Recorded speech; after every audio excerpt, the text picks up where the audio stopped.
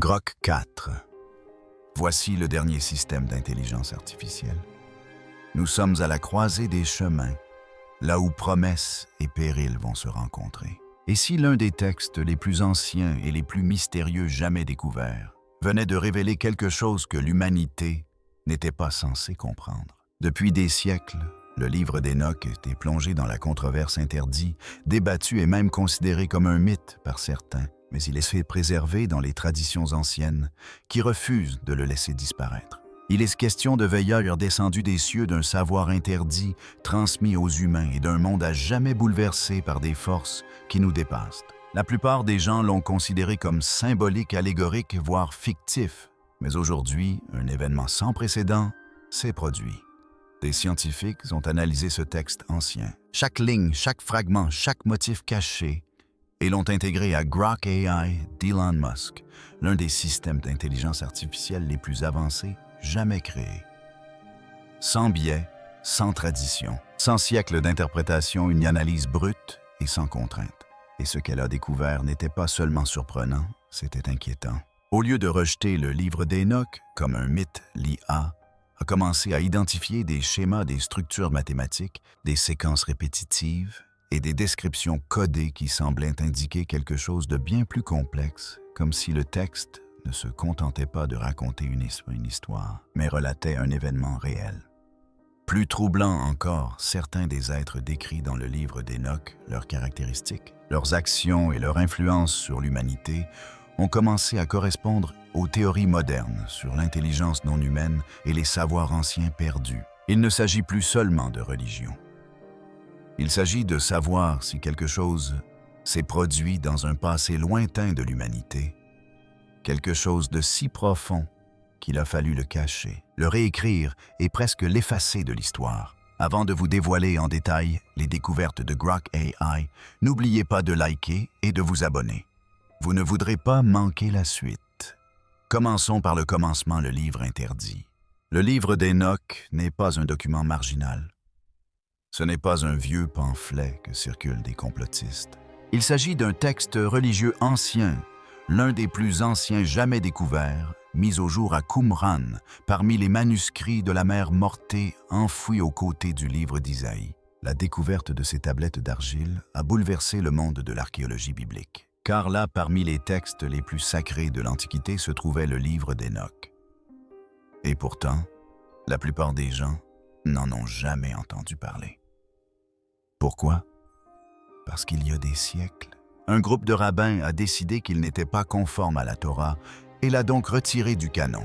Ils ont décidé que ce texte, ce récit foisonnant et profondément étrange, d'êtres angéliques, de connaissances interdites et d'une guerre catastrophique entre le ciel et la terre, était trop dangereux, trop perturbateur, trop intense.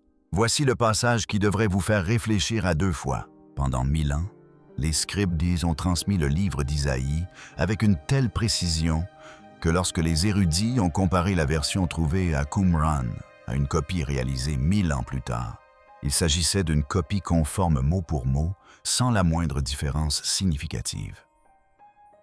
Un tel niveau de conservation, un tel respect sacré, ne se retrouve pas dans les textes considérés comme sans valeur.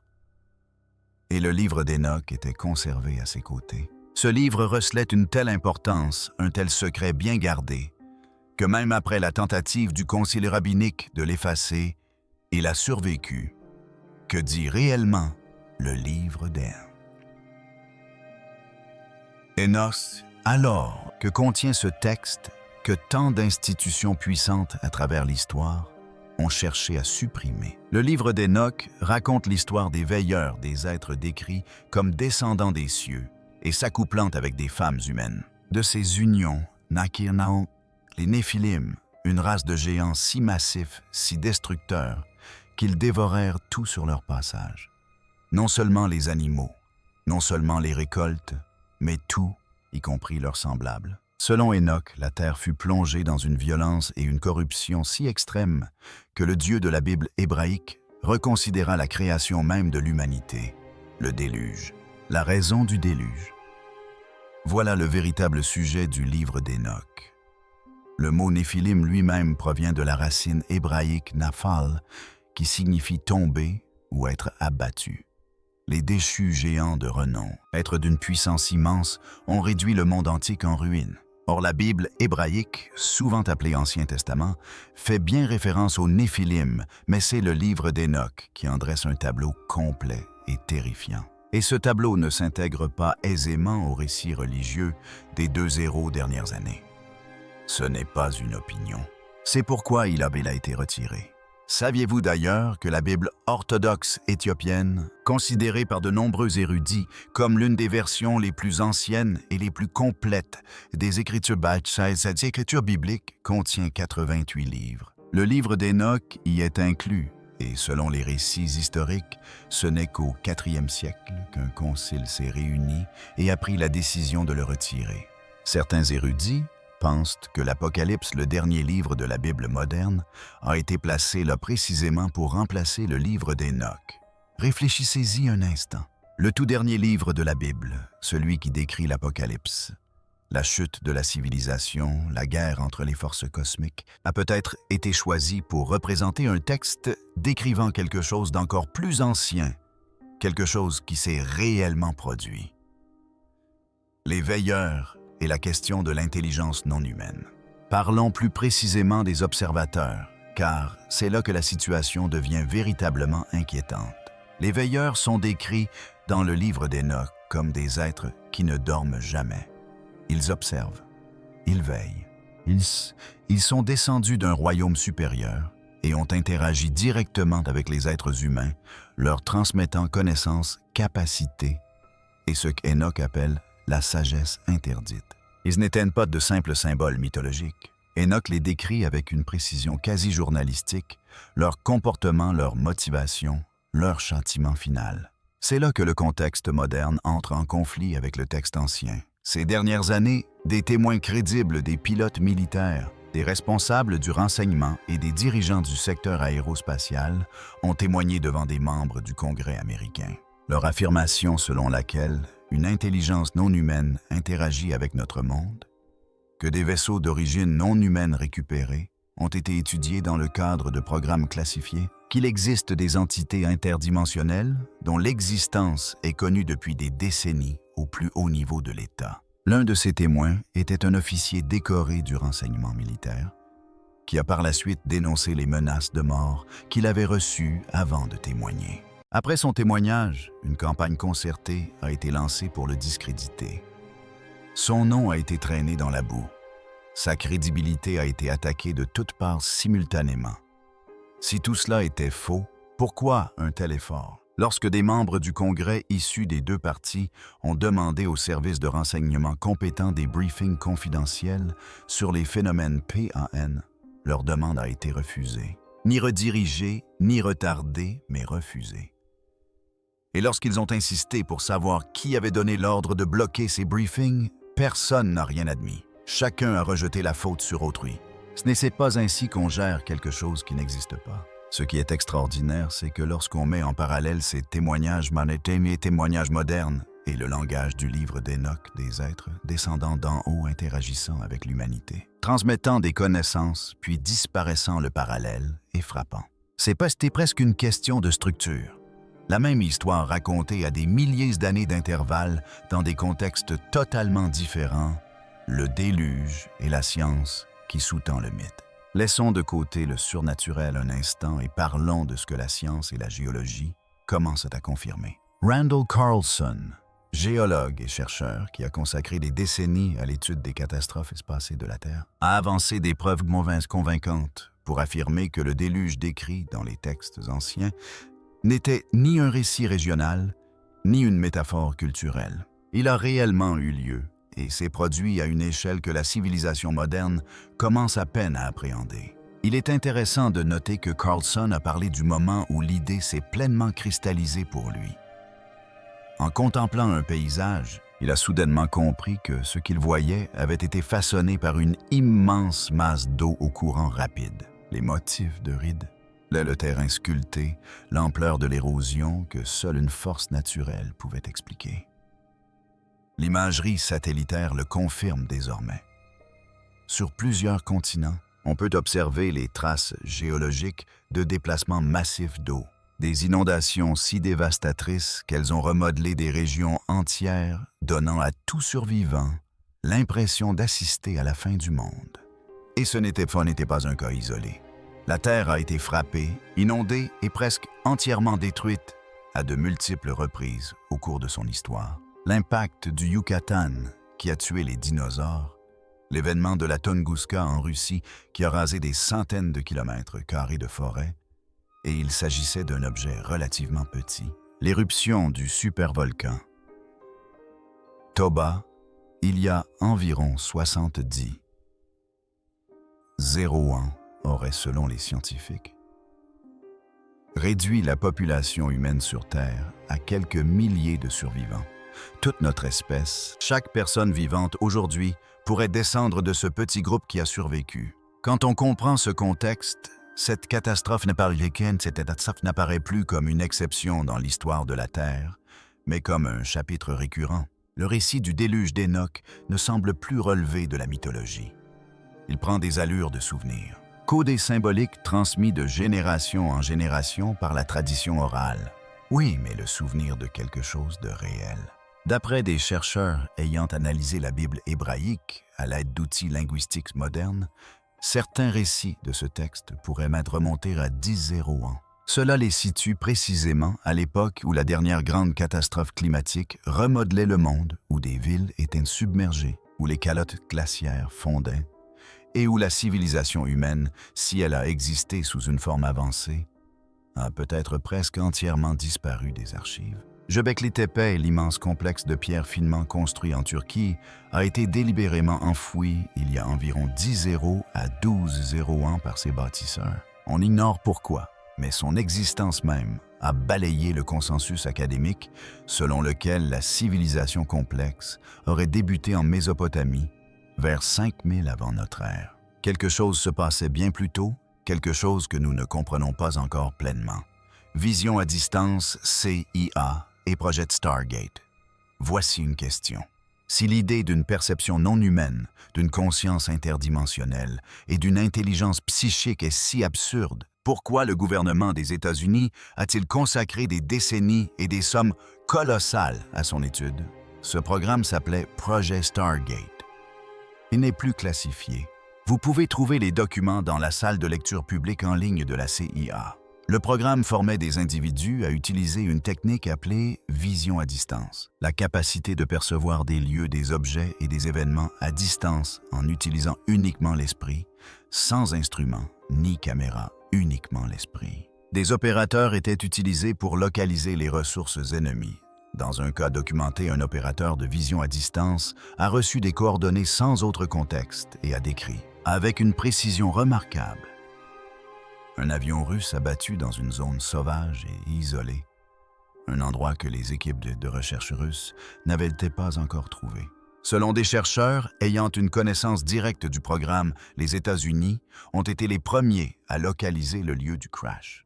Dans un autre cas, un observateur à distance a aidé à suivre un navire soupçonné de transporter des marchandises illégales, fournissant avec succès des coordonnées qui ont permis aux forces de l'ordre de l'intercepter. Il ne s'agit pas d'une théorie marginale ni d'une anecdote. Ce sont des documents gouvernementaux déclassifiés. La seule question que le public n'a jamais posée suffisamment haut et fort est la suivante: si les résultats étaient inutiles, pourquoi le programme a-t-il duré plus de 20 ans? La réponse est peut-être plus simple qu'on ne le pense. Parce que ça a fonctionné. Pas toujours, pas parfaitement, mais suffisamment pour que le service de renseignement le plus puissant de l'histoire de l'humanité continue de le financer, de le développer et d'en garder les résultats secrets pendant des années. Quel rapport avec le livre d'Enoch? Peut-être toutes. Les veilleurs étaient décrits comme des êtres qui percevaient toutes choses qui ne dormaient jamais, qui observaient sans être vus. Le texte d'Enoch parle d'une connaissance transmise non par des moyens physiques, mais par quelque chose de plus proche de la compréhension directe. Un téléchargement de conscience. Des chercheurs modernes travaillant sur la conscience, la méditation et les états de perception modifiés ont décrit des expériences étonnamment similaires. La sensation de recevoir des informations provenant d'au-delà des limites du moi physique. le sentiment qu'une force immense et consciente est présente observant. Dans des contextes classifiés des individus très crédibles, des personnes disposant d'habilitations de sécurité et de plusieurs décennies d'expérience, on décrit avoir communiqué avec des entités non humaines par le biais d'états méditatifs, non par hallucination, non par métaphore. Nous ne vous demandons pas de croire tout cela.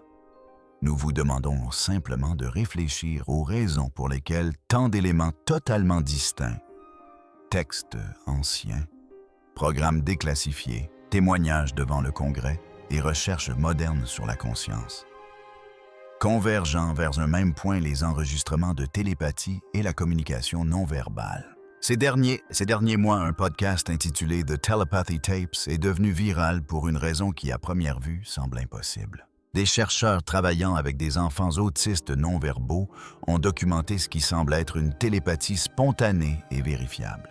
Des enfants qui ne parlent pas, à qui l'on n'a jamais appris à communiquer de manière conventionnelle, et qui pourtant, dans des conditions contrôlées, semblent avoir conscience d'informations auxquelles ils n'ont aucun moyen conventionnel d'accéder. Il y a 20 ans, une telle affirmation aurait mis fin à des carrières. Dans tout milieu universitaire sérieux, on aurait ri au nez de cette idée. Aujourd'hui, on en parle dans les bureaux du Congrès, lors des réunions d'information des services de renseignement, dans des instituts. Recherches qui, auparavant, n'auraient jamais abordé le sujet. Les choses sont en train de changer. Le mur entre ce que nous sommes autorisés à enquêter officiellement et ce que l'expérience humaine ne cesse d'affirmer comme réel, ce mur se fissure. Et le livre d'Enoch, dans son style étrange, ancien et psychédélique, a peut-être pointé du doigt cette fissure depuis le début. La question de la divulgation. Voici ce que nous savons. Des informations existent au sein de programmes gouvernementaux, classifiés dans les installations des entreprises de défense, dans les dossiers des agences de renseignement, et n'ont jamais été rendus publics. Il ne s'agit pas de spéculation. Cela a été affirmé ouvertement et sous serment par plusieurs personnes bien informées. Les raisons de cette non-publication sont complexes. Elles relèvent en partie de la sécurité nationale et en partie de la crainte d'embarrasser l'institution. Car si certains programmes fonctionnent depuis des décennies financés par de l'argent dont l'utilisation n'a jamais été correctement justifiée, alors les responsables ont commis des crimes graves. Mensonges au Congrès, détournement de fonds actions menés en dehors du cadre constitutionnel qu'ils avaient juré de respecter. Certains défenseurs ont plaidé en faveur d'une amnistie générale, une voie protégée permettant à toute personne détenant des informations de se manifester sans crainte de poursuite. Car l'alternative, laisser ses secrets disparaître avec ceux qui les détiennent, ne sert personne d'autre que les institutions qui ont bâti leur pouvoir sur le contrôle de l'information. Un effort bipartisan est en cours au Congrès des États-Unis. Des membres de la Chambre et du Sénat démocrates et républicains qui militent pour la déclassification se heurtent à des obstacles. Leurs demandes d'information leur sont refusées. Des projets de loi sont rejetés avant même d'être présentés en séance plénière. Des campagnes primaires sont financées contre les membres qui insistent trop. Le message est clair. Des personnes occupant des postes de pouvoir considérables ne souhaitent pas que ces informations soient divulguées au public. La question qui mérite réflexion, et c'est la suivante. Quelles informations sont si importantes qu'il est justifié de déployer autant d'efforts pour les dissimuler? Car si la réponse était simplement « nous ne savons pas », il n'y aurait aucune raison de s'inquiéter. La réaction serait l'indifférence. On ne menace pas les lanceurs d'alerte pour rien. On n'empêche pas les réunions d'information du Congrès sur un sujet qui n'existe pas. On ne finance pas la destruction politique de représentants qui se contentent de poser des questions à moins que les réponses à ces questions ne changent la donne. Ce que l'IA perçoit et qui nous échappe, c'est que lorsque les chercheurs ont soumis le livre d'Enoch à des systèmes d'IA avancés pour analyse, ils ne recherchaient pas une approbation religieuse.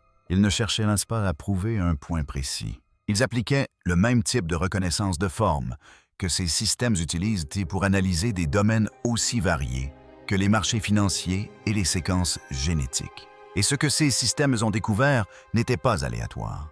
Le texte d'Enoch contient des schémas structurels qui ne se comportent pas comme la mythologie ordinaire. le langage utilisé pour décrire les observateurs, leurs caractéristiques physiques, leur comportement. La nature de leur interaction avec les humains suit des schémas plus cohérents avec des observations réelles qu'avec un récit inventé. Les descriptions des Néphilim, leur taille, leur comportement, leur destin final, ces détails sont cohérents d'un fragment à l'autre et d'une version à l'autre du texte, ce qui suggère que les récits n'étaient pas des embellissements créatifs, mais une documentation minutieuse. L'IA n'a pas confirmé l'existence des anges. Cela ne confirmait pas que des géants aidaient fouler la terre. Cette étude a permis de constater que l'auteur du livre d'Hénoch consignait un récit d'une spécificité et d'une cohérence interne rarement présente dans la mythologie. Elle a soulevé, par une analyse rigoureuse, la question à laquelle la tradition religieuse s'est toujours opposée. Et si cela s'était réellement produit? Et si les êtres décrits étaient réels? Non pas surnaturels au sens où nous l'entendons, mais réels au sens où toute intelligence suffisamment avancée apparaîtrait surnaturelle à une civilisation dépourvue du cadre nécessaire pour la comprendre. Et si le déluge n'était pas une punition infligée par un dieu courroucé, mais la conséquence prévisible d'une intervention catastrophique, une planète soumise à des contraintes extrêmes par des forces venues d'au-delà des limites normales de l'expérience humaine. Et si les personnes qui ont écrit le livre d'Hénoch, qui l'ont préservé et qui ont refusé de le laisser disparaître, savaient quelque chose que l'on nous a soigneusement empêché de savoir pendant les 2000 dernières années? Le livre d'Hénoch n'est pas un texte facile à appréhender. Il ne s'intègre pas aisément aux traditions religieuses qui ont façonné la majeure partie du monde pendant 2 millénaires. Il ne s'accorde pas non plus aisément avec la vision du monde matérialiste et laïque qui a remplacé ces traditions pendant une grande partie de l'ère moderne. Elle se situe au milieu à la fois ancien étrange et profondément spécifique, décrivant des choses qui aux oreilles modernes sonnent étrangement familières. Des observateurs qui contemplent un savoir qui tombe d'en haut, un monde remodelé par des forces que l'humanité n'a pas pleinement comprises et qu'elle n'a pas pu totalement maîtriser. Nous vivons une époque où, pour la première fois, ces questions sont posées publiquement lors d'auditions parlementaires dans des revues scientifiques, dans des documents déclassifiés et dans des laboratoires d'analyse d'IA. Le débat qui était autrefois réservé aux marges de la culture s'est discrètement mais indéniablement déplacé vers le centre. Quelque chose se dessine. Qu'est-ce que c'est? Que signifie-t-il que nous obligera-t-il à reconsidérer sur nous-mêmes notre histoire et notre place dans un univers bien plus étrange que ce que l'on nous a appris à croire? Telle est la question. Et le livre d'Hénoch la posait peut-être depuis toujours. Si cela vous a fait réfléchir, partagez-le. Car plus il y a de gens qui posent ces questions, plus il devient difficile de garder les réponses secrètes.